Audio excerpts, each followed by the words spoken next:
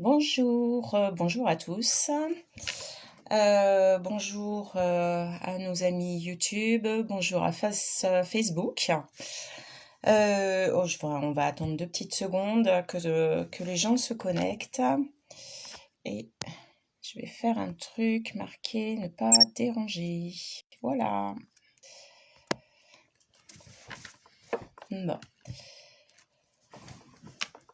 Alors on va attendre un petit peu.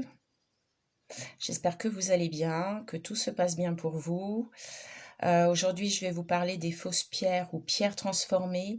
Je vais le faire en 2 lives parce que je me suis aperçue qu'il y a beaucoup plus à dire que ce que je ne pensais. J'ai fait beaucoup de recherches et j'ai été très étonnée de certaines choses. En premier lieu, je vais toujours dire la même phrase. La lithothérapie est un art ancestral millénaire qui va soulager, mais en aucun cas ne vous soignera. Il est important de continuer les protocoles et suivis médicaux. Voilà. Bonjour Émilie. Bon, alors je vais dire bonjour à tout le monde. Et puis après, on va passer à autre chose. Ouais, t'as trouvé. C'est cool. Bienvenue dans mon monde. Alors, je vais me présenter. Je m'appelle Marie-Christine Villert, ou plus exactement sur Facebook et YouTube, M. Christine Villert. Ça fait 13 ans que je m'intéresse aux pierres et que je les étudie. Merci Christophe.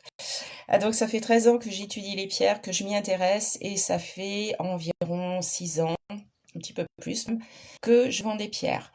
Je vais très loin dans ce que je fais, puisque sur chaque pierre, je passe environ de 10 à 30 heures pour l'étude d'une seule pierre. Donc voilà. Toutes les connaissances que je rapporte, et spécifiquement dans ce live, sont issues j'ai 3 livres de minéralogie. Donc celui-là, qui est très très bien, qui est pas très ancien d'ailleurs, et celui-là, qui est très ancien. D'ailleurs, le prix est encore en francs. Donc c'est pour vous dire. Il est peut-être né avant moi celui-là. Peut-être, hein, je sais pas. Non, enfin, bref. Donc tout est issu des livres de minéralogie. C'est essentiel pour une personne qui vend des pierres, qu'il soit lithothérapeute ou pas, de voir et d'apprendre les pierres en commençant par les livres de minéralogie. Alors je vais lire la plupart des choses que je vais vous dire ce soir, parce que j'ai marqué énormément de choses. D'ailleurs, ce live va être quelque part incomplet. Je vais le faire en 2 parties, en 2 lives. Pourquoi? Parce qu'il y a énormément de choses. Et là, je suis en train de me répéter parce que je l'ai dit au début. Donc, ça sera certainement semaine prochaine. Je parlerai de pierres en particulier. Hein. Je vais pas reparler de ce que je vais parler maintenant. Je me répète. Alors, il faut savoir que nous sommes dans une vague d'ouverture d'esprit et de personnes cherchant leur chemin dans la spiritualité. Et oui, de plus en plus, on part sur de la spiritualité. Je pense aussi que depuis le Covid, il y a eu une grosse ouverture. Alors, c'est plutôt bien, hein. Et ces personnes-là cherchent par tous les moyens le soulagement sous toutes leurs formes possibles de soins proposés. D'ailleurs, j'ai vu des choses, des soins proposés avec des noms improbables, des nouveaux soins soi-disant, sauf que on arrive toujours sur les mêmes soins au final. Alors, j'ai beaucoup de personnes essayant les pierres parce que la médecine ne pouvait plus rien faire pour eux. Ok, ça, il n'y a pas de souci là-dessus, je suis d'accord, aucun problème. Par contre, il ne faut toujours pas oublier tout ce qui est protocole et suivi médicaux. Vous n'allez pas vous suicider, il faut continuer les médicaments, hein, c'est impératif. Cependant, les énergies existent et peuvent nous soulager. En ce qui concerne les pierres, elles ont une énergie qui peuvent nous rendre service. Je dis bien service, ça ne vous soignera pas, mais ça va vous aider. Alors, certains en profitent en vendant du plastique, évidemment. Plastique, résine, verre, poudre de pierre, ou encore de la pierre teintée, ce que j'appelle la pierre transformée. Toutes les pierres peuvent être fausses ou transformées. Oui, absolument toutes. Il est important de dire où j'ai trouvé du faux. Là, vous allez être très étonnés. Déjà, ce n'est pas parce que vous allez à l'étranger pour acheter vos pierres que cela veut dire qu'elles soient véritables et certifiées naturelles. Ils sont très à la page dans les pays étrangers, très à la page de l'évolution de ces ventes et veulent aussi faire de l'argent avec ça. Notamment les pays en voie de développement, particulièrement. Problème, il n'y a pas que. Alors, j'ai trouvé aussi des fausses pierres dans des magasins spécialisés. Notamment éviter les chaînes de magasins, même ceux spécialisés. Attention aux bijouteries, aux salons des minéraux. Ce que je trouve hallucinant aussi, c'est certains grossistes, mais certains malhonnêtes, certains grossistes et certains malhonnêtes ne marquent pas ce que sont les pierres qui sont fausses ou trafiquées. Ceci dit, c'est obligatoire. Si ce site ne marque pas, il vaut mieux le quitter. Alors, je vais vous donner quelques exemples de pierres un peu plus bas, enfin sur mes pages, donc un peu plus tard. Alors, il faut éviter aussi les endroits où ils vendent tous les bracelets au même prix. Sachez que chaque pierre n'a pas le même prix. Une oolite ne sera pas vendue au même prix qu'une tanzanite, qui est très chère, ou une malachite, qui est un peu plus connue. Alors, en faisant mes recherches sur mes livres de minéralogie, il est également dit que certains joailliers travaillent leurs pierres pour faire ressortir leur beauté en chauffe ou en blanchiment, pour effacer leurs défauts, embellir leurs couleurs et les fortifier. C'est assez fréquent chez certains, notamment les plus renommés. Alors, évidemment, je ne donne pas de nom. Voilà. C'est quand même très dommage d'avoir de très jolies pierres et de les trafiquer comme ça. Ça, c'est pas possible. Enfin, pour moi, ça ne l'est pas. Alors, les certificats. Les certificats des pierres. À un moment donné, je vous disais, demandez un certificat. Sauf que, le problème, c'est que ça sert à rien. Alors, je parle surtout des géodes ou des gros blocs de pierre. En cas de faux ou de trafiqué, si vous attaquez en justice, vous n'aurez pas gain de cause. Donc, un certificat ne sert à rien, malheureusement. C'est-à-dire que la personne en face de vous qui vous a vendu du faux ou du trafiqué, c'est tant pis pour vous. Lui, il aura rien et vous allez payer. Voilà. Alors, évitez aussi les endroits où ils vendent des pierres comme certaines choses que je vais vous parler plus tard. Donc, je suis en train de lire. Dans les plus courantes et très visibles avec la mention pierre naturelle. Alors, certaines personnes ne le mentionnent pas. Par contre, vous pouvez lui demander. Et si vous voyez des fausses comme celles que je vais vous dire et vous expliquer, là, vous pouvez fuir parce que c'est une personne malhonnête. Ou alors, il est malhonnête, ou alors, il ne s'y connaît pas. Dans les deux cas, il vaut mieux faire attention. Alors, en tant que lithothérapeute ou oligothérapeute, toujours se référer au livre de minéralogie. Ce que je vous ai montré, par exemple, j'en ai 3, je ne sais pas où est passé l'autre. Il doit être en bas. Bon. Mais c'est encore piégeant, car la majorité des pierres ont des noms commerciaux et toutes les pierres ne sont pas répertoriées, car il y en a énormément dans le monde. Voilà. Alors, sachant que les pierres ont des vertus, certains vendent n'importe quoi pour des vertus trouvées la plupart du temps sur Internet, pouvant mettre les gens en déséquilibre énergétique pour certains. Bref, savoir ce que l'on vend est la base primordiale.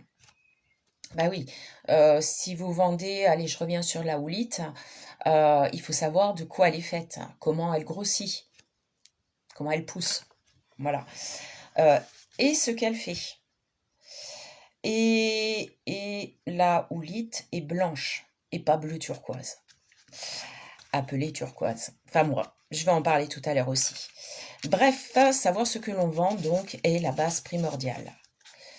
Comme dans mon précédent live, comment se servir des pierres de soin, on ne vend pas et on ne fait pas n'importe quoi avec les pierres. Alors, pour reconnaître une vraie pierre, il y a des idées fausses. Donc, il faut pas s'y fier. Si on vous dit, par exemple, pour la chaleur, si les pierres sont chaudes, il y a un problème. c'est de la fausse. Eh bien, écoutez, vous prenez une pierre dans votre main,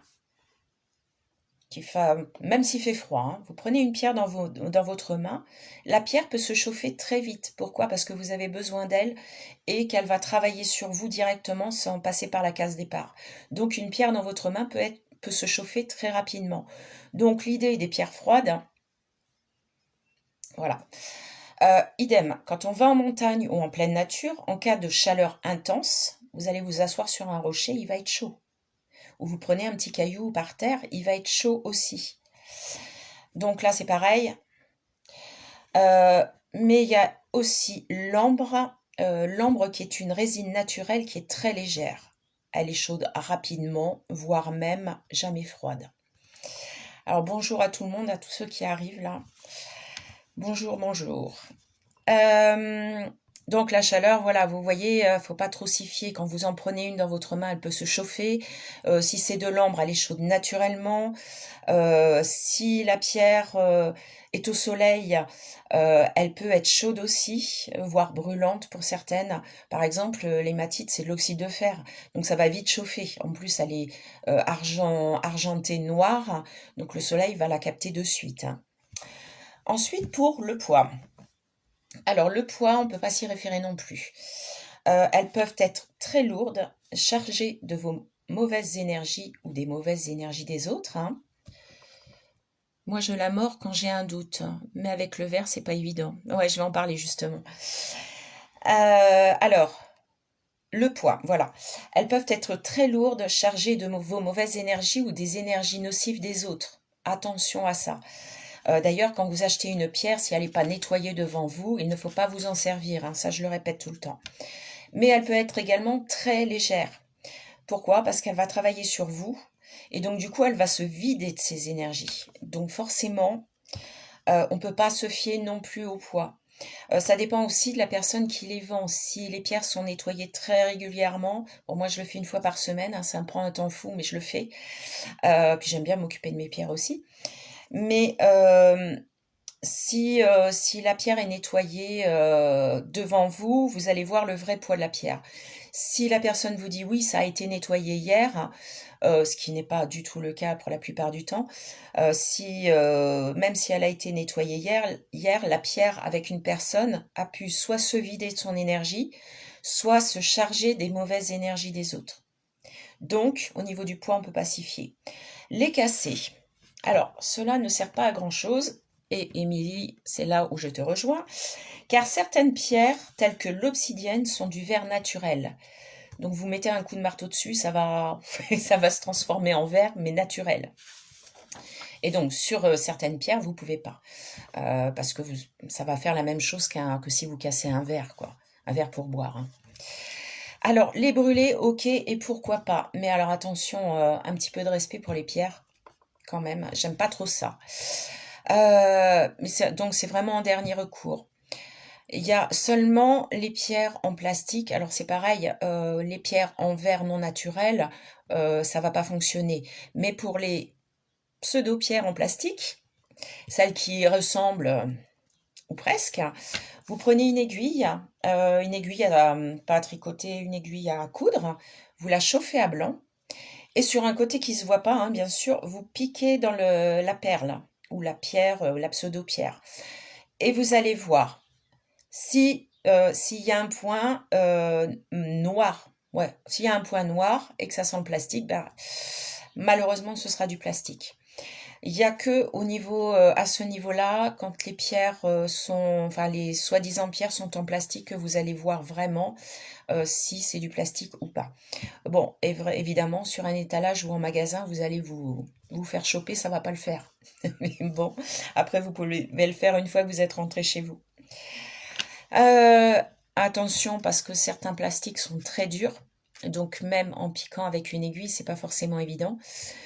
En tous les cas, en ce qui concerne l'eau, certains plastiques tombent au fond, comme les pierres, et certains restent à la surface, comme l'ambre, comme je vous ai dit tout à l'heure. Je vous en ai parlé de 2 petites secondes.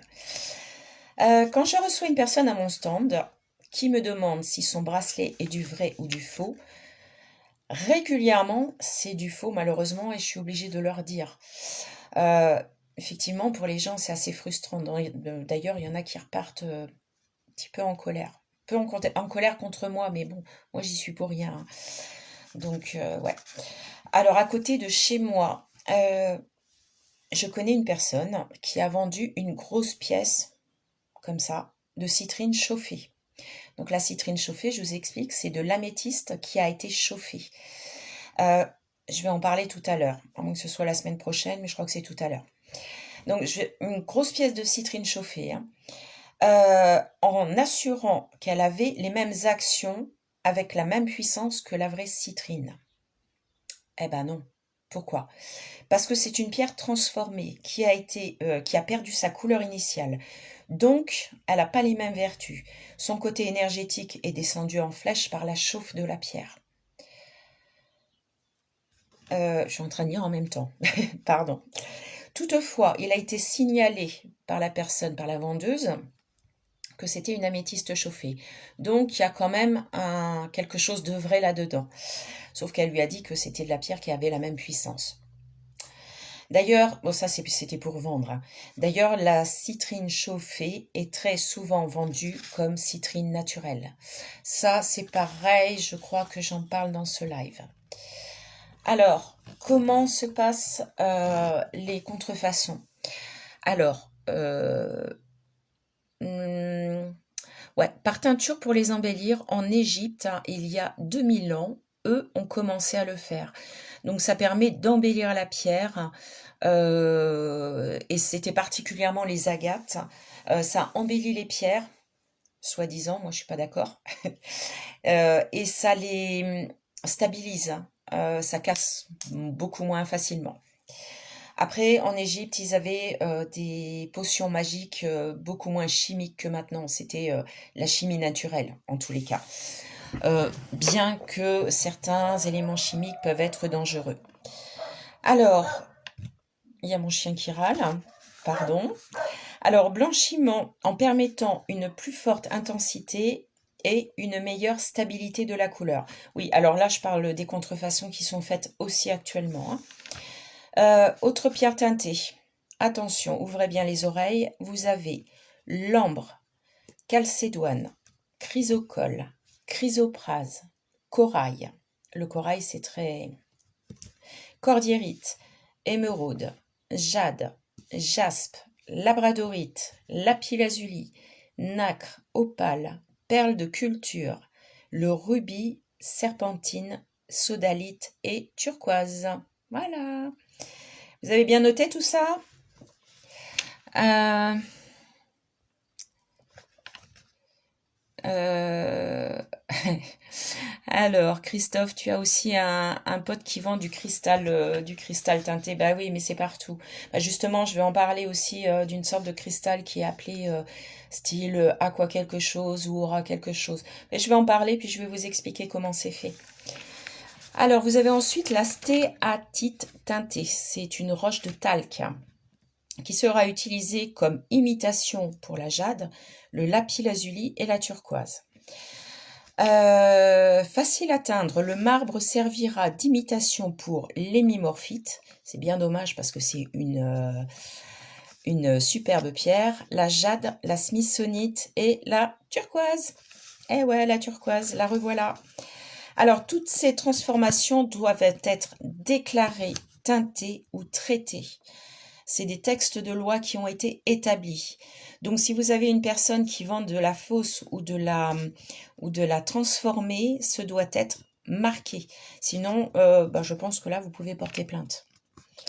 Bon, c'est pas très cool, mais voilà. Alors, ce qui n'est absolument pas fait par nos amis vendeurs, certains bijoutiers, joailliers et autres vendeurs en boutiques spécialisées, évidemment sur les marchés, mais aussi salon des minéraux. Et je ne veux même pas parler d'Internet, parce que Internet, c'est la porte ouverte à tout et n'importe quoi. Allez, on va passer à quelques exemples de pierres. Coucou Didier, bonjour tout le monde. Je recommence. Allez, on va parler de l'agate teintée.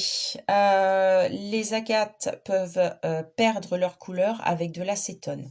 Alors, pardon, déjà j'explique. Vous avez des ronds d'agate plus ou moins grands, vous avez même des petits comme ça. Donc c'est des plaques qui font à peu près ça d'épaisseur, qui sont teintées avec des couleurs un petit peu flamboyantes. À savoir qu'il en existe beaucoup. Là, vous avez un vendeur en face de vous qui vend ce genre de plaques. Si c'est marqué pierre naturelle, vous pouvez imaginer que le reste n'est pas vraiment très naturel non plus dans le reste de ses ventes. Vous lui demandez, est-ce que c'est vraiment des agates naturelles? S'il vous dit oui, bah alors là, taillot, hein, si vous voulez vraiment de la vraie pierre, soit le mec il s'y connaît pas, soit il le sait, il est très malhonnête. Tout ça, c'est pour faire de la vente aussi. Alors donc, oui, pour faire le test, hein, si vous êtes vraiment pas sûr, l'agate teintée va perdre sa couleur avec de l'acétone. Vous savez, le truc pour enlever le vernis à ongles. Alors, assez souvent sur les bases de vente, car très attirantes au regard pour tromper les personnes, sauf que ce sont des pierres qui n'ont plus de qualité thérapeutique, perdant leur puissance en rapport avec leur transformation. Évidemment, je parle de vraies pierres, je ne parle pas de plastique. Là, je parle que de pierres transformées. C'est donc une solution de teinte chauffée qui s'infiltre dans les parties tendres et poreuses de la pierre. C'est aussi vu à côté de chez moi. Voilà, dans un magasin que je pensais honnête. Et là, quand j'ai vu ça, bon, ils font aussi de la citrine chauffée, j'ai pas regardé le reste. Mais là, je me suis vite fait une opinion. Je me suis dit, bon, celui-là, il est pas net. Désolée. Donc, c'est donc une solution de teinte chauffée qui s'infiltre dans les parties tendres et poreuses de la pierre. La couleur bleue est obtenue par immersion dans de la potasse de Prusse, qui est de couleur jaune, puis font chauffer dans de l'acide sulfurique pour obtenir la couleur attendue. Vous voyez, déjà, c'est pas très cool. Enfin, moi, ça me fait pas envie, hein. Alors, toujours pour la couleur bleue, c'est une substance de fer dans une solution naturelle saturée de sel jaune de lessive sanguine, qui s'appelle du ferrocyanure de potassium, puis porté à ébullition dans du vitriol ferreux. C'est sympathique. Sulfate de fer hydraté. Voilà. Alors vitriol, je sais pas si c'est, enfin je sais pas si c'est dangereux, mais enfin en tous les cas ça me plaît pas beaucoup. La couleur rouge est obtenue par une substance de nitrate de fer. La couleur jaune est obtenue par le chlorure de fer, puis trempé légèrement chauffé, devenant jaune citron. La couleur brune est une solution de sucre échauffé, donnant le même résultat que du nitrate de cobalt. Excusez-moi. La couleur noire colorée avec le carbone. La couleur miel ou sucre concentré, suivi d'un traitement à l'acide sulfurique chaud.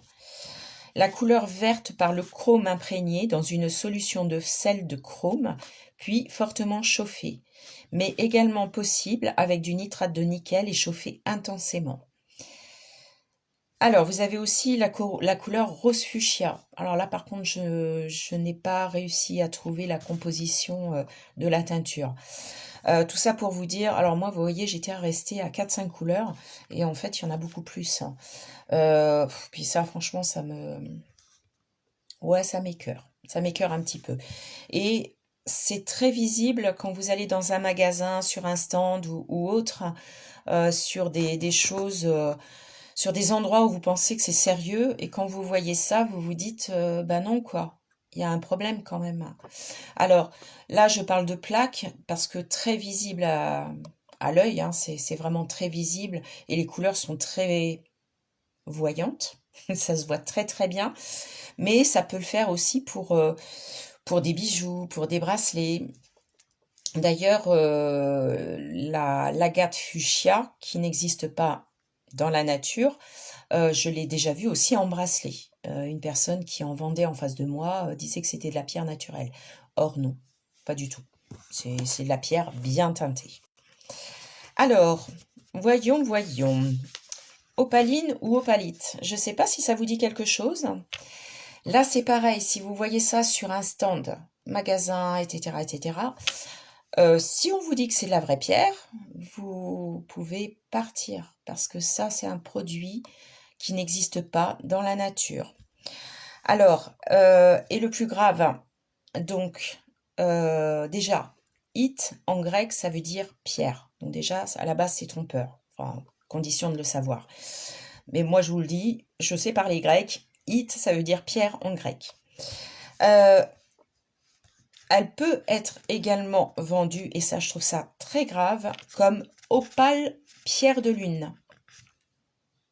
Je sais que tu as vu une opale pierre de lune, toi. C'est du plastique. Franchement, ça me pose un problème, ça. Je sais pas vous. Si vous voulez, vous pouvez me le dire dans les messages. Mais moi, ça me pose un vrai problème. Opale, pierre de lune. Et puis, par un fait exprès, j'en ai vu deux. C'était semaine dernière. Pas la même personne, mais j'en ai vu deux personnes qui m'ont fait voir leur truc. Et bah, je leur ai dit, bah non, je suis désolée, hein, c'est de l'opaline ou opalite, parce que ça peut être dit des deux noms. Donc, faites gaffe à ça. Et c'est un produit typiquement plastique. Alors, ne pas confondre avec l'opale, qui est une véritable pierre. D'ailleurs, j'ai une petite histoire que je vais vous raconter après. Donc, c'est une fausse pierre très facile à reconnaître. C'est une... alors, je vais continuer à lire. C'est une invention en plastique totalement fabriquée par l'homme, comme je vous ai dit. C'est une substance vitreuse de couleur laiteuse et bleuâtre à effet à reflet irisé, rappelant celle de l'opale, mais en moche. Ça, je l'ai noté. Ça fait penser au manuel du petit chimiste. Ouais, non, mais c'est un peu ça, hein. Substance vitreuse de couleur laiteuse et bleuâtre, plus ce que j'ai dit auparavant, ouais. Donc, ce n'est pas une pierre, on est bien d'accord, hein. C'est du pur plastique de pétrole. La chose délirante, voilà. C'est ce que j'ai vu. L'autre jour, je suis tombée dessus et j'ai dit non, mais il y a un problème. J'ai vu un site qui est très connu de vente de pierres. Alors, j'ose espérer qu'ils en ont des vrais quand même. Et j'ai vu que ça, sur l'opaline ou opalite. Et donc, la personne marque comme ça toutes les vertus, évidemment, parce que c'est ce que les gens recherchent en premier, sauf que déjà, on n'a pas le droit. Ensuite, après toutes les vertus, elle marque la formation de la pierre. D'accord. Elle marque l'histoire et la mythologie de la pierre. Ok. Et puis, en regardant la transformation, enfin, comment la pierre se transforme ou se forme plus exactement, je regarde ça, puis j'ai un truc qui m'interpelle quand même. Et puis là, et je dis, mais bon sang, elle a confondu avec l'opale. Voilà. Bah, alors, il manquait plus que ça. Si maintenant les vendeurs de pierres confondent l'opalite avec l'opale, il y a quand même un gros souci. Et en plus, c'est pas le même prix. Ça, je vais en parler dans le deuxième live sur les fausses pierres et les pierres transformées. Donc, voilà. Bah, c'est ce que... Ouais, bah, j'ai fini ce petit laïus. Alors, Aqua Aura. Alors, l'Aqua Aura, c'est encore un autre délire. Donc, tout ce qui est vendu avec le nom commençant ou terminant par Aqua ou commençant et terminant par Aura, ça va être des pierres transformées. Avec beaucoup de chance, déjà, ce sera du cristal de roche. Voilà, puisque c'est comme ça que ça se passe. Le cristal de roche va être trempé. Alors, je vais vous lire le truc, ça sera plus simple. Toutes les aqua quelque chose ou aura quelque chose sont des pierres transformées au mieux, donc si c'est vraiment de la vraie pierre, n'ayant aucune valeur thérapeutique. Elles perdent leur puissance. Et personnellement, je ne trouve pas ça terrible. Après, si c'est notifié et que vous êtes en pleine conscience de ce que vous achetez, pour moi, il n'y a pas de souci. Mais la plupart du temps, c'est pas fait, hein. La plupart du temps, elle est vendue comme pierre naturelle. C'est donc du quartz transformé par électrolyse. Cela consiste à plonger une pierre dans un bain avec solution chimique. Et là, on repasse au manuel, Didier, au manuel du petit chimiste. Donc, c'est trempé dans un bain avec une solution chimique telle que le titane, le cuivre, l'argent, etc. Et toutes, suivant la composition chimique, toutes portant des noms différents pour chaque transformation, et faisant courir un faible courant électrique pour que la matière puisse imprégner la surface et donne donc ce côté irisé sur les pierres. Donc, on parle de surface de la pierre, hein. Vous pouvez, si toutefois vous avez envie d'enlever ces côtés irisés, pas très réguliers et pas terribles, vous pouvez le tremper dans de l'acétone. Voilà, faire un petit coup sur la pierre là avec de l'acétone. Vous savez, le truc pour les ongles, par exemple. Ça, tout le monde en a presque. Bon, à part les messieurs célibataires. Alors, c'est pareil, tout comme l'opaline ou opalite, hein, c'est une pierre facilement repérable parce qu'elle attire l'œil. Tout est fait pour ça, de toute façon, hein, pour vendre, attirer l'œil des gens, du potentiel client. Je suis là, Nadine, t'inquiète. Idem donc pour la turquoise, pour la citrine, etc. Et en parlant de turquoise, je vais vous parler justement de cette pierre qui est une pierre magnifique. Mais attention, elle est aussi parfois appelée turkénite. Donc je vais vous expliquer. Elle peut être évidemment en plastique, mais aussi transformée. Donc une pierre, une vraie pierre, mais transformée, qui n'a rien à voir avec une turquoise, malheureusement. C'est au mieux de la houlite ou de la magnézite teintée en turquoise. Donc, à part le plastique, qui est très fréquent, vous aurez soit de la magnézite, soit de la houlite teintée, faisant presque le même effet visuel, seulement presque, ou pas du tout. Ça dépend comment c'est fait, hein, bien sûr. Alors là, c'est très simple. La houlite ou la magnézite n'est pas une pierre très chère. Par contre, la turquoise, oui. Ce que je dis souvent aux gens, c'est qu'un bracelet en vraie turquoise, avec un poignet moyen, on va dire un poignet standard de 17 cm, avec une perle standard, allez, on va dire plutôt une perle de 6 à 8 mm. Ce sera un bracelet suivant la qualité de la pierre qui ira de 100 à 150 euros. Je dis bien 100 à 150 euros. Imaginez bien que un bracelet en turquoise, soi-disant vrai, à 10 euros, voire même à 50 euros, il y a quand même un souci. Oui, parce que j'en ai vu aussi à 50 euros, et puis en regardant bien, on voit très bien que c'est de la fausse. Alors, ceci dit, même en vraie pierre, celles particulièrement poreuses sont imprégnées de matière plastique qui les consolide. Oui, c'est une pierre qui est très fragile. Donc forcément, pour la stabiliser, pour pas qu'elle casse trop rapidement, elles vont être imprégnées de matière plastique, de la résine. Imaginez bien que le filon le plus gros trouvé à ce jour est d'une épaisseur de 200 cm. Alors, ça, c'est repéré sur mon vieux bouquin. Donc peut-être qu'il a été trouvé un petit peu plus gros maintenant, je ne sais pas. En tous les cas, imaginez bien que si vous chopez un bracelet avec des perles de 12 mm, donc 1 cm 2, pour ceux qui ne sont pas mathématiques, imaginez bien que si vous chopez ce genre de bracelet, qu'il est même à 50 euros, c'est que ça pose un problème.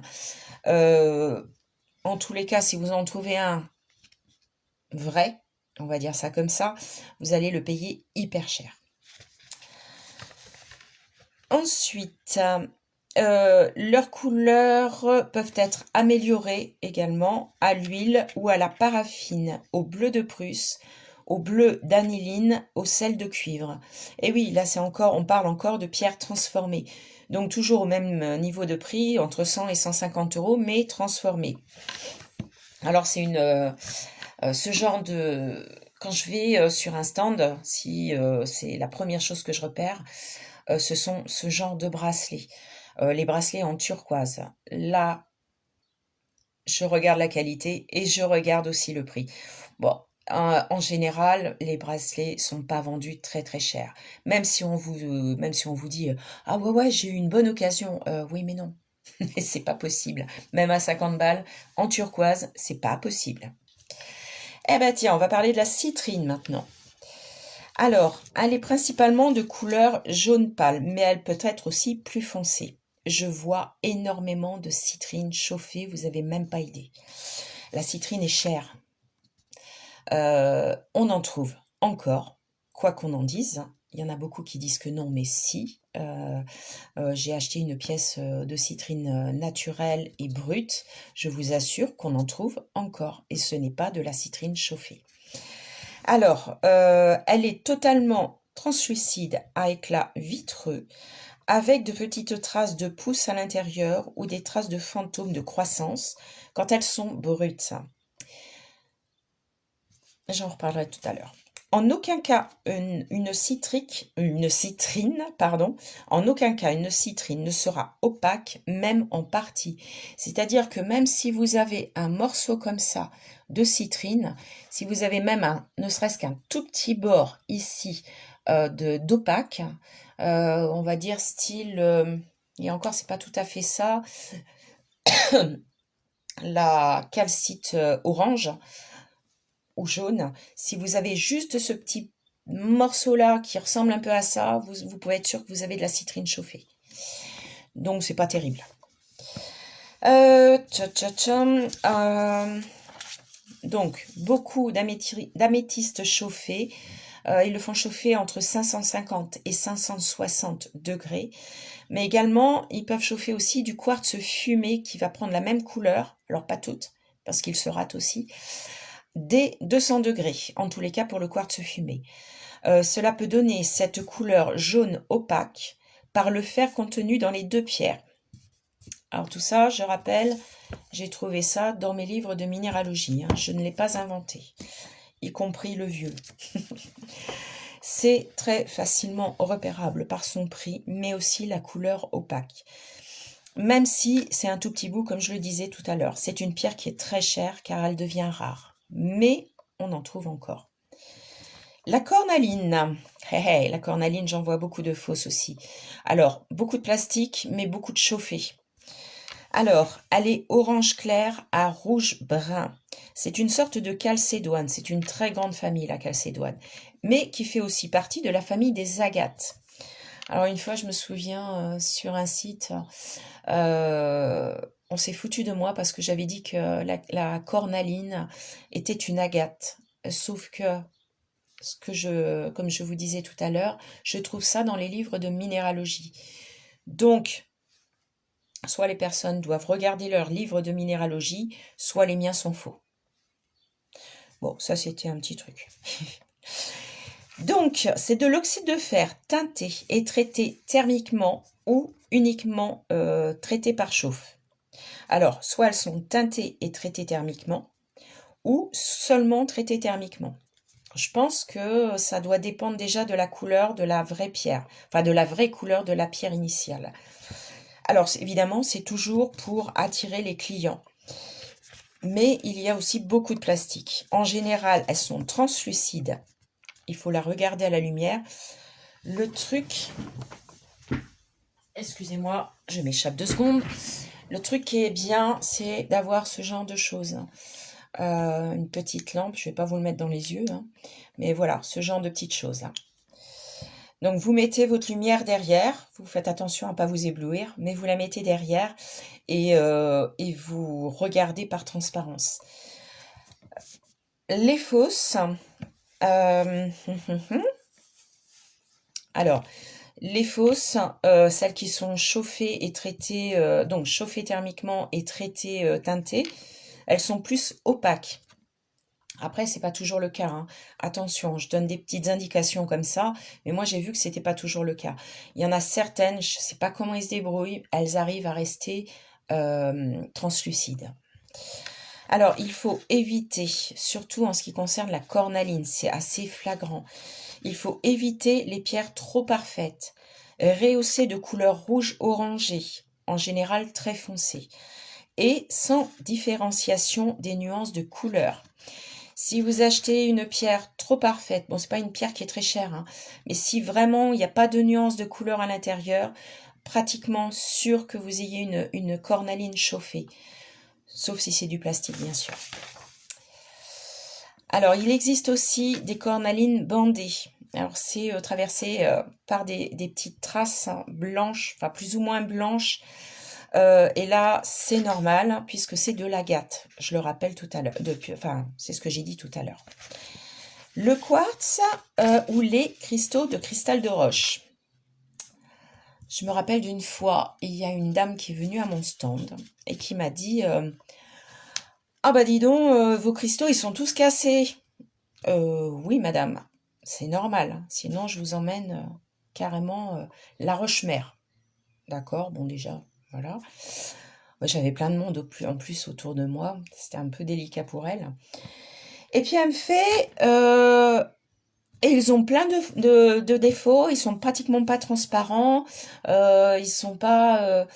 je suppose qu'elle avait, je suppose qu'elle avait acheté un truc totalement transparent et retravaillé, sans fond, sans rien.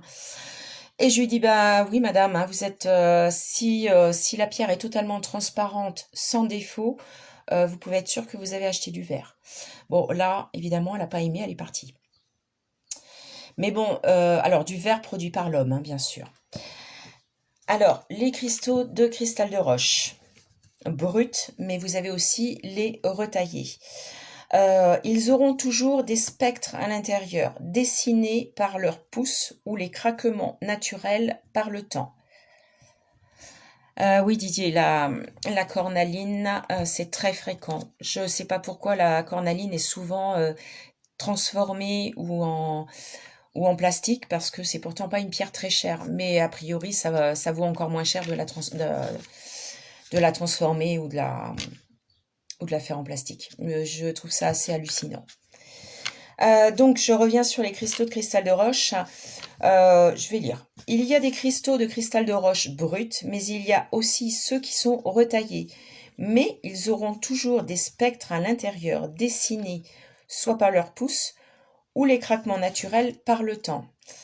Ils peuvent également avoir des coloris arc-en-ciel. Là, je vous assure que c'est magnifique. J'en ai laissé partir une. Et j'ai regretté, mais après, il faut que je mange aussi. Je l'ai regretté parce qu'elle avait des couleurs arc-en-ciel à l'intérieur de la pierre.